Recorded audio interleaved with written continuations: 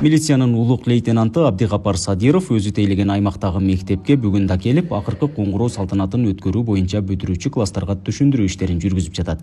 Анын жумушунда 25 май жоопкерчиликтүү күн болуп, окуучулардын коопсуздугун сактоо башкы милдети. Анын бул күндөгү кызматы тартип бузуусуз тынч өткөнү менен бааланат. 25 май бул мектеп окуучуларынын 11 жыл бою аяктап, мектеп мугалимдерине, класс жетекчилерине ыраазычылык билдире турган күн болуп эсептелиниши керек.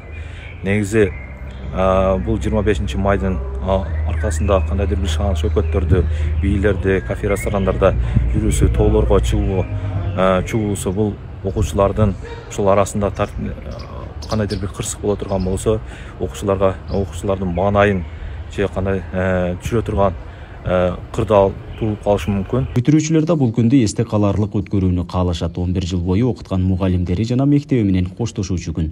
Деген менен чектен чыгып, ашыкча шаан шөкөт уюштуруп, кырсыкка кабылган окуучулар да жок эмес. Мындан улам мугалимдер өз мектебиндеги бүтүрүүчүлөрдүн жүрүм-турумун көзөмөлдөгөнгө милдеттүү. Ушун менен эле жашоо токтоп калган жок да. Алар чоң бир жолго аттанып жатышат. Биз балдардын коопсуздугун сактоо үчүн иретинде чектөөлөрдү киргизгенин туура деп эсептеймин. Себеби ушундай буга чейинки болгон окуяларга караганда машиналарга чыгып, айланышып, авария болуп, ар түрдүү кырсыктарга учурап, жаратылышка чыгып, албетте биздин жаштар биздин келечегибиз, алардын коопсуздугун сактап, аларга ар бири менен жекече түшүндүрүү иштерин жүргүзүп, иш алып барабыз деп ойлойм. Алып барыш керек да. Бул жылы да акыркы коңгуроо салтанатын өткөрүүдө бир канча министрликтердин буйругу менен чектөө коюлган учурлар бар. Бүтүрүүчүлөр мектептин короосунан сыртта, кафе, ресторандарда жаратылышка чыгып бүтүрүү кечелерин уюштурууга жана автоунаалар менен кортеж болуп сайрандоосуна тыюу салынган. Тартипти бузгандар үчүн атайын чаралар көрүлөт. 399 кызматкердин ичинен 28 мобилдик топ дагы бар.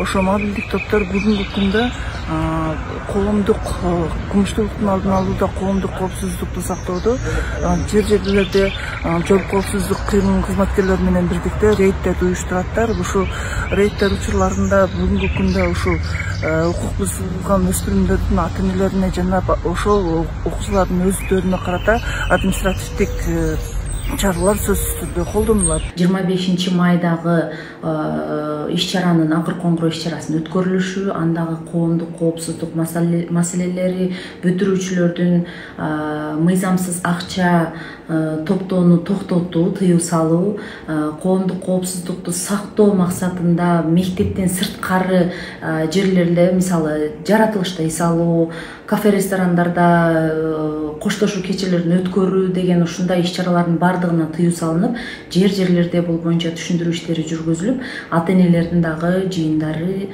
өткөрүлдү. Баткен облусу боюнча жалпы 279 билим берүү мекемесинде акыркы коңгуроо салтанаты белгиленет. 15 миңге жакын окуучу 11 жана 9 класста аякташты. Облустук бийликтин кабарлашы боюнча бүтүрүүчүлөрдүн 70%дан ашыгы жалпы республикалык тестирлөөгө катышууда. Нургазы Жайнаков, Регион телеканалы, Баткен облусу.